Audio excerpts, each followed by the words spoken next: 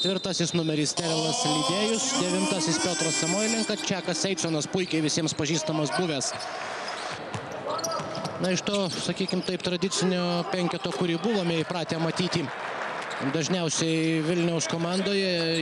Petrovičius, treneris prieš keletą metų vadovavęs Kauno Žalgirio ekipai. Ir sėkminga Lietuvos Ryto komandos pradžia. Dar 2 taškai, 2 iš 6, toks yra rezultatas. Čia pat sėkmingas ir Lietuvos Ryto atsakymas. Varžovai kiekybinę persvarą pavertė dar 2 taškais. Jau minus 14. Ir taiklus metimas labai reikalingas. Dabar Lietuvos Rytui Dejanas Ivanovas, prasidėjus paskutiniai minutiai. Čia gražus reidas. Nemanija Nedovičius.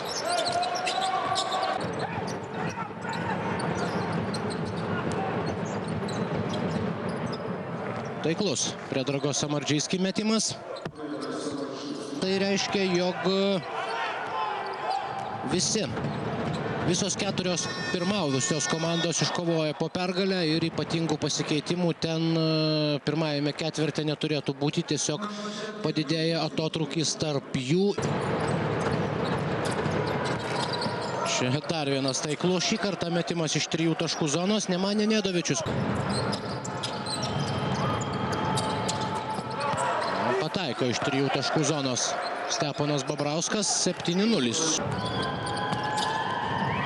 Čia perdavimas po krepšiu ir skirtumas toliau mažėja. Galima bandyti dar juos ir gaudyti šiose rungtynėse. Radoševičius tarsi atgimęs.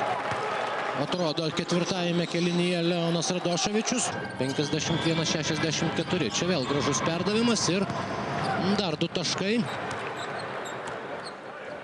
Čia Dejanas Ivanovas nesiryžo atakuoti.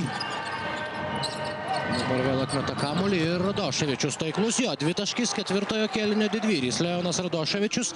Baigia žaisti Kazanės Uniks krepšininkai, bet reikia pripažinti, kad ir Vilniaus Lietuvos Ryto ekipa pademonstravo, jog įjė 6 taškų persvarą. Bet 2 Nemanijos Nedovičiaus taškai vėl grąžina skirtumą.